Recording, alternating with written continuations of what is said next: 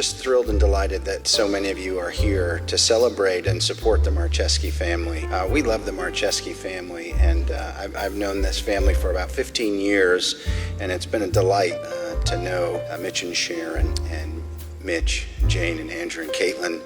Caitlin, I don't know where she went, but that song was absolutely breathtaking. That was outstanding. I don't know where she went, but my goodness, that was beautiful, wasn't it? Well, we are going to wrap up our service here shortly, but I wanted to share a few things, not just about Jane, but also about the God that she loved, and about the Jesus that Mitch talked about and Andrew talked about, and so many of you have spoken about her faith. I met Jane when she was 17, and she was involved in a big church in Columbus, and the first time I met her, she was already angry and feisty. And I was like, all right, we've got ourselves a little Spitfire here, and she was mad that Dad had pulled her out of the church that she loved and was making her go to some new church that was probably filled with weirdos and lamos that weren't going to be cool. So she came to my house to interview me, like, I got a few questions about this youth group you're in.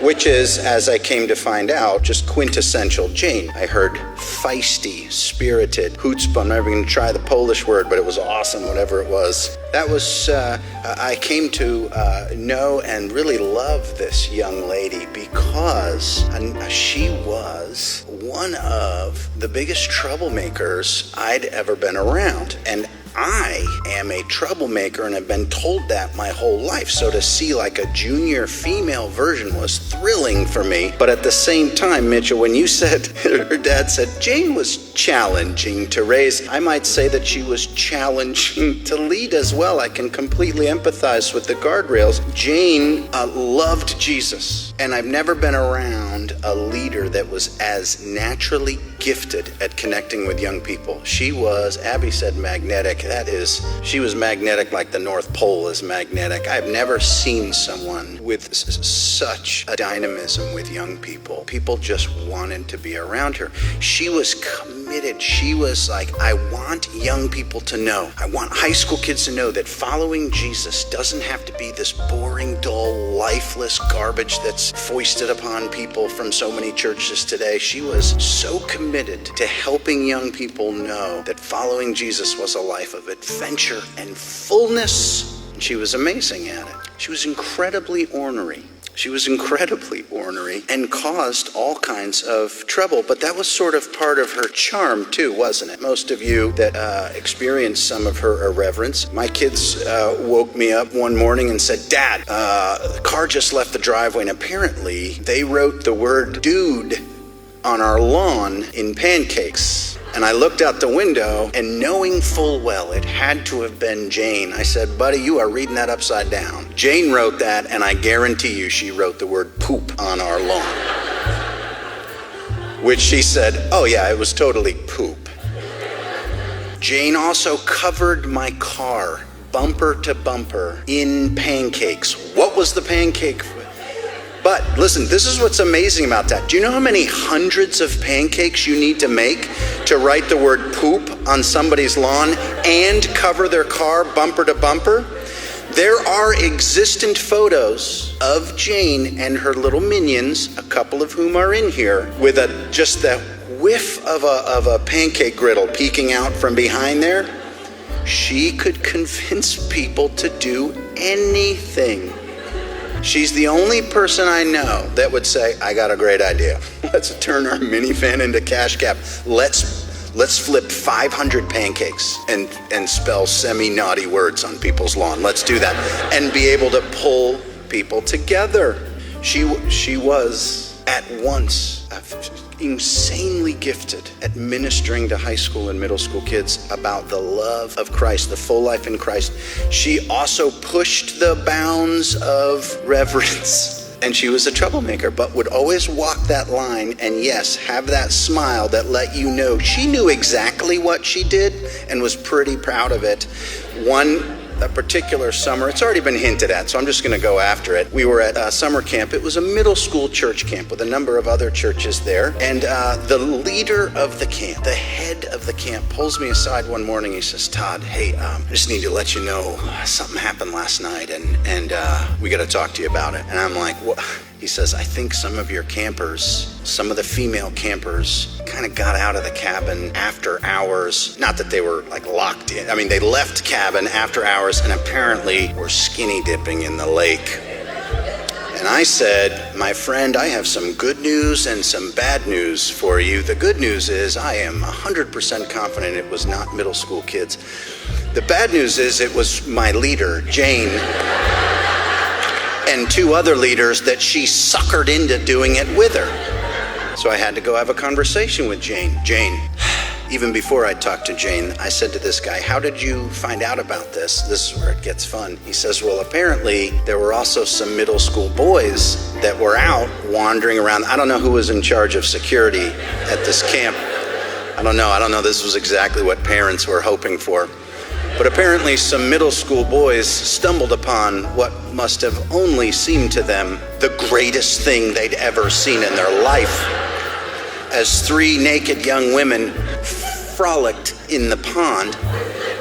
And because their little nuclear hormones, they couldn't wait 20 seconds before telling everyone in their cabin, dude, we saw some girls, they were naked. Saw some middle school girls.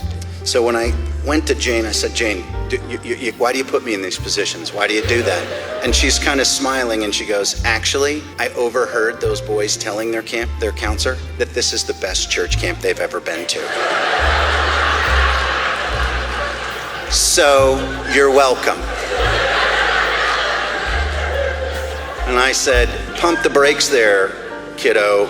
Did you not hear that you were mistaken for a 6th grade girl? That's not funny, Todd. I am a little person. Nonetheless, Jane was, listen, isn't this true? She was amazing. If you ever had a conversation with Jane, she was wonderful at making you feel like she was focused on you. At the same time, have you ever met anyone more enamored of themselves than Jane? Jane had this amazing ability to hold both of these things in tension, so I didn't know whether to be excited or concerned. Just a little while ago, she came and spoke at a women's event here, and I connected with her in the sound booth, and I hadn't seen her in a while, and she gave me a hug. She said, Todd, so glad to see you. I said, oh, thanks, it's good to see you too. She said, I've been thinking about something, and I wanted to let you know, this is gonna sound like a brag. Just wait till the end, I promise. She says, Todd, I wanted to tell you something. There's been a lot of men, mentors in my life, but I wanted to tell you how important your opinion has always been, and I've always wanted to make you proud. And I go, oh my gosh, Jane, first of all, that's so nice, that's so touching, and of course, I'm incredibly proud of you. I'm incredibly amazed at watching what you did. Now, you may think, gosh, Todd, sweet brag, hold the phone. 3 weeks later, I hear Girl in a Bubble on the radio, and I send her a text, and I'm like, Jane, just heard your song. Man, I loved it, as with all of them. It was fantastic. I loved the lyrics. I love the music. You're just doing a great job. Keep being a light of Christ. I'm so grateful for how you're living your life. She responds, who is this? To which I say, Todd. And she says, no, worse. She says, I don't know any Todds. And I said, Jane, Todd Garman. And she laughs, ha ha ha ha ha. I don't know if you know this, Todd. It's really hard to keep track of everyone. I'm pretty famous now.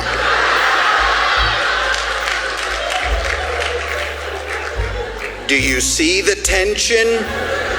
That's why Mitch has so much gray. That's why I have so much gray, for Pete's sake. Jane was a marvelously funny person. She was every bit of what I've heard all these people say, selfless as well. She mentored dozens of young women in this county when she was working with our youth group, some of whom are here tonight, because of how important she was. My own daughter's one of them. My own daughter said, Jane helped middle school Hallie know that it was okay to be me. Jane helped middle school Hallie get through middle school, knowing that there was someone that loved me and cared about me and wanted to teach me about Jesus. That continues to be an extraordinary legacy, Mitch.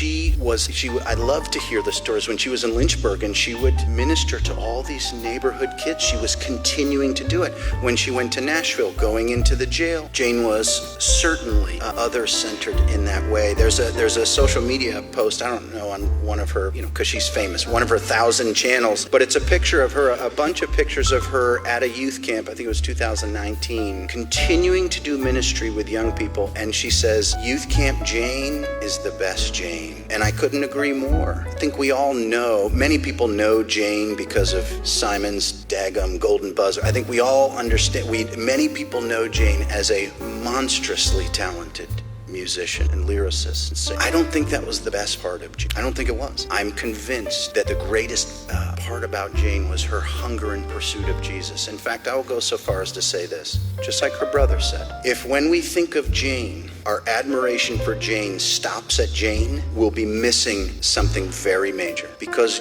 Jane was a reflection of the Jesus that she loved. The reason she was so magnetic, magnanimous, others-centered, servant-hearted, intentional, was because she was imitating imperfectly the Jesus of the scriptures. Andrew, I might add, is an imperfect example of Jesus as well, isn't he? That's a young man